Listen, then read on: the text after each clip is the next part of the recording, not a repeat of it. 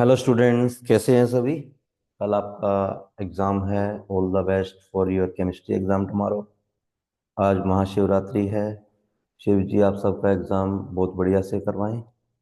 तो आज हम हमारी सीरीज का लास्ट चैप्टर करने जा रहे हैं, बायोमोलिक्यूल।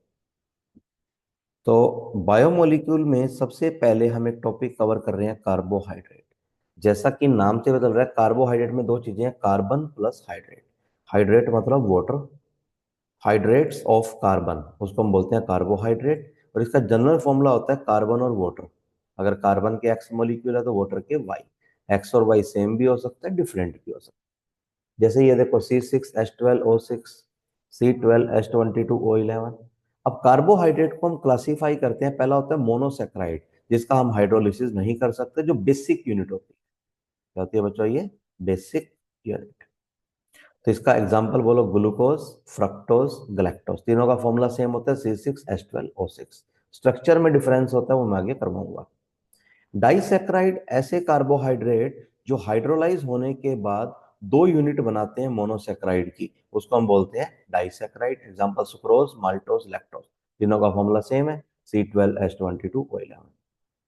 फिर आता है ओलिगोसेक्राइड, जो हाइड्रोलाइज होने के बाद 2 से 10 यूनिट बनाते हैं मोनोसेक्राइड की। ठीक है। फिर पॉलीसेक्राइड, जो 10 से ज्यादा यूनिट बनाए मोनोसेक्राइड की। एग्जाम्पल बोलो, स्टार्च, सेल्यूलोज, ग्लाइकोजन। अब आता है हमारे पास ग्लूकोज। ग्लूकोज बनता कैसे है? ग्लूकोज तीन चीजों से बनता है, सुक्रोज से, माल्टोज से, स्टार्च से। सुक्रोज का हाइड्रोलिसिस करते हैं, इस प्रोसेस को बोलते हैं इन्वर्जन ऑफ केन शुगर। वहां पे एंजाइम यूज करते हैं, इन्वर्टेज या जाइमेज। इन्वर्टेज या जाइमेज वो बनाता है, सुक्रोज से बनता है ग्लूकोज प्लस फ्रक्टोज। माल्टोज से क्या बनता है? दोनों ग्लूकोज बनते हैं। माल्टोज से दोनों क्या बनते हैं? ग्लूकोज। में एंजाइम क्या होता है? माल्टेस। और स्टार्च से क्या बनता है? An molecule of glucose. अब सबसे पहले देखो, ग्लूकोज। ग्लूकोज में एक एल्डिहाइड ग्रुप होता है। क्या होता है बच्चों? एक एल्डिहाइड। 4 सेकेंडरी अल्कोहल होते हैं और एक प्राइमरी अल्कोहल होता है। अच्छा, अब ये देखो, 4 कार्बन ऐसे मैंने सीधे बना दिए। ठीक है। तो अब एक बात समझना, अब जो ये CHOH है ना, यहाँ पे एक साइड OH आएगा और एक साइड H आएगा। समझिए, एक साइड OH और एक साइड। अब तुम कैसे मर्जी लगाओ, लेकिन जब ये जो नीचे से सेकंड कार्बन है, इसको ध्यान रखना है। अगर इसमें OH राइट साइड बनाते हो तो डी ग्लूकोज, और लेफ्ट बनाते हो तो एल। समझ रहे हो? अगर राइट साइड होता है तो डी ग्लूकोज और लेफ्ट होता है तो एल ग्लूकोज। अब इसका म्यूटर रोटेशन करते हैं, मतलब यहां से एक H इधर चला जाए और ऑक्सीजन इन दोनों को जोड़ रहे हैं, पहले और पांचवे को। ये ऑक्सीजन इन दोनों को जोड़ रहे हैं। अब यहां से H चला गया, H चला गया तो उस कार्बन पे एल्डिहाइड की जगह अल्कोहल बन गया, रिडक्शन होकर के। एल्डिहाइड की जगह क्या बन गया बच्चों? अल्कोहल बन गया। तो यहां पर क्या आ गया? OH, और यहां पर H। अब ऊपर से जो फर्स्ट कार्बन है टॉप से, ये कार्बन, ये फर्स्ट कार्बन है। ये देखो, नीचे से सेकंड कार्बन तो डिसाइड करता है डी है या एल है। डी है या एल है। और जो ऊपर से फर्स्ट कार्बन है वो डिसाइड करता है अल्फा या बीटा। तो ये क्या? Alpha D glucose. क्या बच्चों? अल्फा डी ग्लूकोज, क्योंकि OH राइट है। डी इसकी वजह से था क्योंकि इससे बने। अब इसका देखो, 5 कार्बन है, 1 2 3 4 5 और एक ऑक्सीजन, तो टोटल 6 हो गए। तो 6 की एक रिंग बन रही है, जिसको हम बोलते हैं पायरानोज रिंग। क्या बोलते हैं इसको? Pyranose ring. 5 वाले को फ्यूरेनोज बोलते हैं। ठीक है। तो इसमें देखो, पहले कार्बन, ये पहले में लेफ्ट में कौन है? H। लेफ्ट वाला ऊपर, राइट वाला नीचे। लेफ्ट वाला ऊपर, राइट वाला नीचे, लेफ्ट वाला ऊपर, राइट। लेकिन पांचवें पे आके उल्टा हो जाएगा, लेफ्ट वाला नीचे और जो नीचे है वो ऊपर। अब हमारे पास आता है प्रॉपर्टीज ऑफ ग्लूकोज। ये पक्की आएगी तीनों, मोस्ट इंपोर्टेंट जो मैंने लिखवाई है। पहला बोलो, HI से जब ग्लूकोज को रिएक्ट करते हो तो एनहेक्सेन आ ही जाएगा, ये तो पक्का कल। ब्रोमीन वाटर से रिएक्ट करते हैं, ग्लूकोज को ब्रोमीन वाटर से रिएक्ट कराएं तो बनता है ग्लूकोनिक एसिड। कंसंट्रेटेड HNO3 से कराएंगे तो बनता है सैक्रिक एसिड। एक ग्लूकोज को एसिटिक एनहाइड्रेट से रिएक्ट करने के लिए 5 मॉलिक्यूल चाहिए होते हैं, क्योंकि वो 5 अल्कोहलिक ग्रुप है। अच्छा, एक और बात समझना, ग्लूकोज जब HNO3 NH2OH से रिएक्ट करता है हाइड्रोक्सिल अमाइन से, तो बनता है ग्लूकोज ऑक्साइन। और this reaction indicate presence of, ये रिएक्शन क्या बताती है? प्रेजेंस ऑफ एल्डिहाइड या कीटोन ग्रुप। एल्डिहाइड या कीटोन ग्रुप। अच्छा ये लिख दिया मैंने, ग्लूकोज ऑक्साइन बना रहा है। अच्छा, डाइसेक्राइड में जो सुक्रोज होता है, सुक्रोज में दो मोनोसेक्राइड होते हैं, अल्फा डी ग्लूकोज और बीटा डी फ्रक्टोज। लिंकेज होती है C1 C2 लिंकेज होती है। माल्टोज में alpha D glucose C1 C4 linkage होती है। लैक्टोज में क्या होती है, बीटा डी ग्लूकोज और बीटा डी ग्लूकोज। अब समझना, दो तरह की शुगर होती है, रिड्यूसिंग और नॉन रिड्यूसिंग। रिड्यूसिंग होती है जो टोलन और फेलिन को रिड्यूस कर दे। एग्जांपल, सारे के सारे मोनोसेक्राइड और सारे के सारे disaccharide except sucrose. Sucrose non reducing, समझ गए। स्टार्च क्या होता है, food storage material in plants. Food storage material in plants. Starch में दो कंपोनेंट होते हैं, first is amylose, second is amylopectin. Amylose water soluble होता है, 15 से 20% होता है। अमाइलोपेक्टिन वाटर इनसोल्यूबल होता है, 80 से 85% होता है। Amylose is linear polymer of alpha D glucose. Amylopectin is linear as well as branched. Linear में C1 C4 होता है, ब्रांच्ड में C1 C6 होता है। क्लियर है। उसके बाद glycogen. Glycogen is food storage material in animals, और ये कहाँ होता है, हमारी बॉडी में लीवर में होता है। कहाँ होता है, liver and muscles. Liver and muscles. और इसका स्ट्रक्चर अमाइलोपेक्टिन की तरह होता है। Protein is polymer of alpha amino acid. ये होता है अल्फा अमीनो एसिड, ये स्ट्रक्चर बना रखा है मैंने। अल्फा पर NH2 ग्रुप है। अच्छा, अगर तीन तरह के अमीनो एसिड होते हैं, एसिडिक, बेसिक और न्यूट्रल। एसिडिक में COOH ग्रुप ज्यादा होते हैं, बेसिक में NH2 ग्रुप ज्यादा होते हैं, और न्यूट्रल में दोनों बराबर होते हैं। न्यूट्रल में दोनों बराबर होते हैं। अब एक बात बताना, अगर H+ माइग्रेट कर जाए, H+ ट्रांसफर हो जाए, अमीनो एसिड में H+ ट्रांसफर हो जाए, तो यहां पर क्या आ जाएगा, NH3 पॉजिटिव और COO नेगेटिव। इसका नाम होता है ज्विटर आयन। क्या नाम होता है इसका, ज्विटर आयन। अच्छा, असेंशियल और नॉन असेंशियल। असेंशियल जो हमारी बॉडी खुद नहीं बना सकती, बाहर से खाने पड़ते हैं, उसको बोलते हैं एसेंशियल अमीनो एसिड।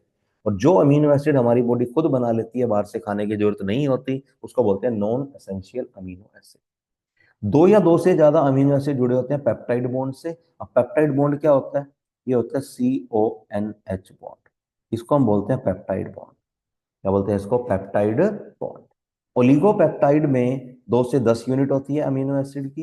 पॉलीपेप्टाइड में 10 से ज्यादा होती है। और जब 100 से ज्यादा हो, जब 100 से ज्यादा हो और मोलिकुलर मास 10,000 से ज्यादा हो, तो उसको हम बोलते हैं प्रोटीन।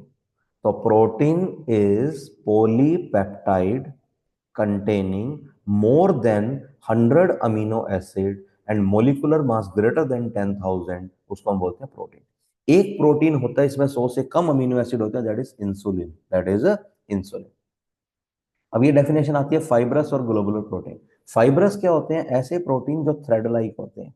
ऐसे होते हैं बच्चों, thread like. Example, keratin. Keratin किस में होता है, हेयर में और नेल्स में। मायोसिन किस में होता है, मसल्स में। ग्लोबुलर प्रोटीन जो स्फेरिकल होते हैं, एग्जांपल बोलो इंसुलिन और एल्ब्यूमिन। इंसुलिन हमारी बॉडी में पैनक्रियास सिक्रेट करती है, एल्ब्यूमिन एग में होता है। एल्ब्यूमिन किसमें होता है बच्चों, एग में। अब आता है डीनेचुरेशन ऑफ प्रोटीन। देखो, प्रोटीन में 4 स्ट्रक्चर होते हैं, प्राइमरी, सेकेंडरी, टर्शरी और क्वाटनरी। तो जब हम प्रोटीन में कोई चेंज करते हैं, तो उसकी पीएच सेम रहती है, उसको सॉरी प्राइमरी स्ट्रक्चर सेम रहता है, सेकेंडरी, टर्शरी और क्वाटनरी प्राइमरी में बदल जाता है। इसको बोलते हैं denaturation of protein. Example, boiling of egg. Vitamin 2 type के होते हैं, वाटर सोल्यूबल बी और सी, फैट सोल्यूबल ADE के मतलब कीड़ा। उल्टा करके देखो, KEDA। समझ रहे हो। तो ये पक्का आता है क्वेश्चन, कौन सा विटामिन वाटर सोल्यूबल है, कौन सा फैट सोल्यूबल। अब मैं ना NCERT से तुमको पढ़ा रहा हूं कि कौन सा विटामिन वाटर सोल्यूबल है, मतलब किसकी कमी से कौन सा डिजीज होते हैं, ये ध्यान दो। किसकी कमी से कौन सा डिजीज होता है, ये हमने पढ़ना है। अब ध्यान से देखो, इसको मैं स्क्रीन शेयर कर रहा हूं। देखो, सबसे पहले आता है विटामिन ए। विटामिन ए किस में मिलता है, फिश में। Fish liver oil, carrot, butter, milk. इसकी कमी से जेरोथैलेमिया होता है, hardening of cornea of eye और नाइट ब्लाइंडनेस। अब ऐसा पूछेगा, नाइट ब्लाइंडनेस किस विटामिन की कमी से हो जाता है, तो क्या लिखोगे, विटामिन ए।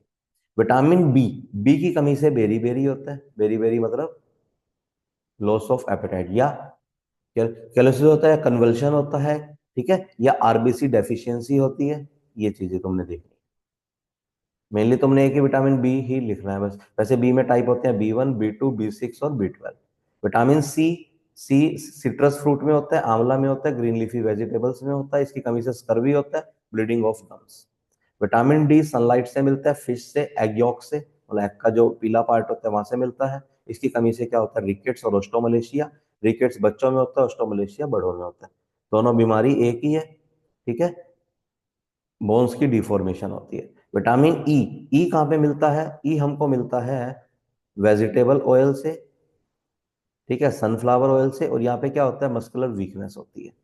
विटामिन के की कमी से ब्लड क्लोटिंग टाइम बढ़ जाता है, कहाँ मिलता है, ग्रीन लीफी वेजिटेबल्स। पक्का एक क्वेश्चन आएगा इसमें से, ठीक है, ये सभी बच्चे कर लेना। अब ध्यान से सुनना,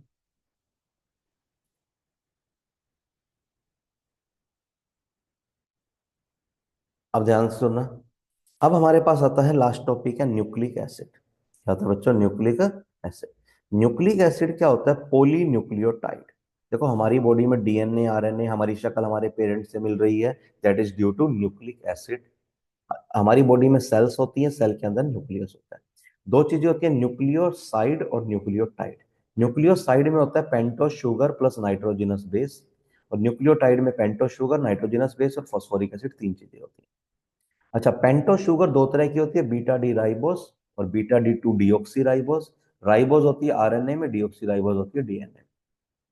नाइट्रोजिनस बेस दो तरह के होते हैं, प्यूरिन और पिरिमिडिन। प्यूरिन में दो होते हैं, एडेनाइन और ग्वानिन। पिरिमिडिन में साइटोसिन, थाइमाइन और यूरासिल। डीएनए में यूरासिल एब्सेंट होता है, आरएनए में थाइमाइन एब्सेंट होता है। डीएनए का डबल हेलिकल स्ट्रक्चर होता है, आरएनए का सिंगल स्ट्रैंड स्ट्रक्चर होता है। ये डीएनए का स्ट्रक्चर दिखा रखा है।